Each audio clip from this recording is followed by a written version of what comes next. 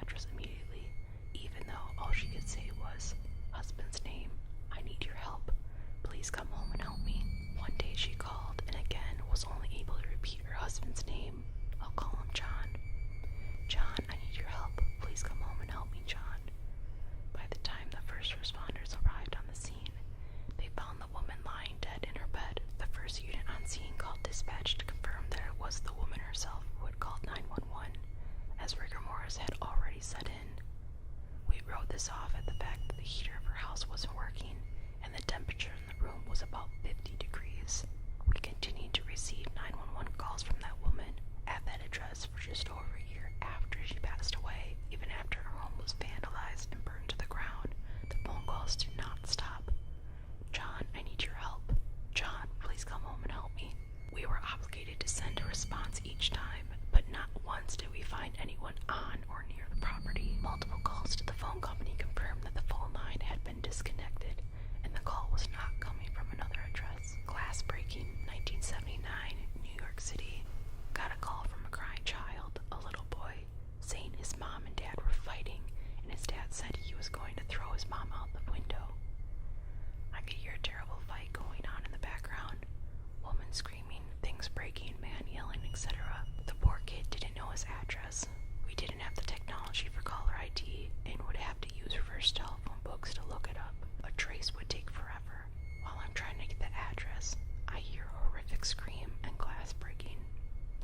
A few seconds later, the other operators in the room are getting calls about a woman lying on the courtyard who came out of the window. Worst of all is that I am sure someone else in the apartment building must have heard the fight, but no one called in for help until it was too late.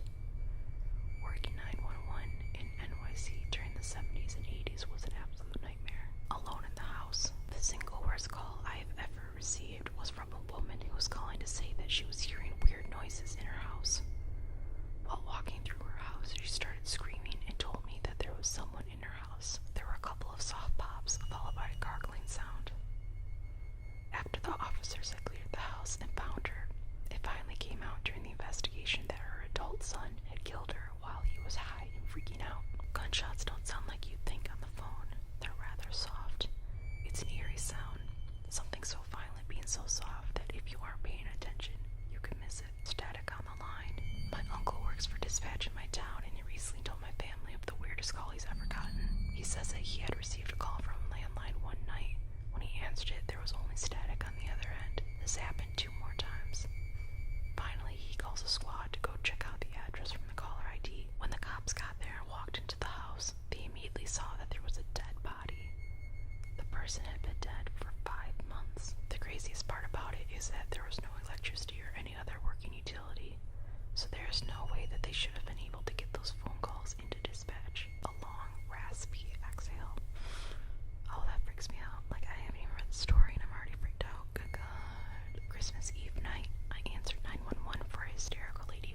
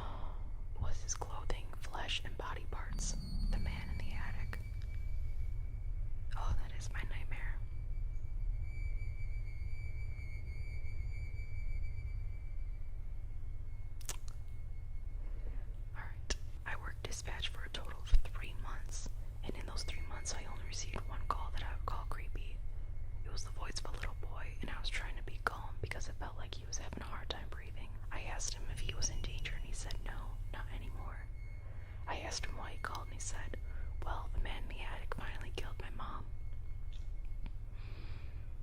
I asked him if he could still see his mom, and he said no, the man took her to the moon. I asked him if he was alone in the house, to which he replied, no, I still have the man's dog here.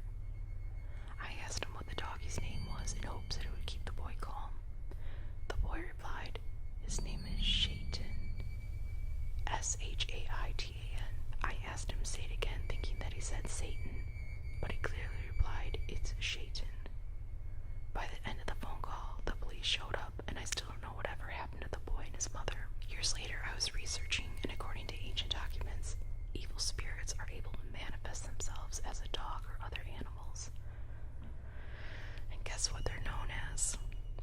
Shaitans. Possessed. I was a 911 call taker 10 years ago when I received one of the creepiest calls ever. It was freezing that night, which usually equaled a calm, quiet shift due to even the criminals not wanting to go outside. Around 3 a.m., my call box popped up green, and as usual, I asked what the emergency was. He whispered, there's a demon in my sister's body.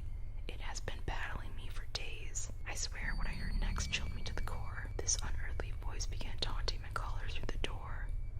It didn't even sound like a 20-something-year-old woman. It was low and guttural, like she had gargled razor blades before speaking. She continued to growl and speak in a strange-sounding language until the police arrived. She let out a terrifying scream when the officers broke in.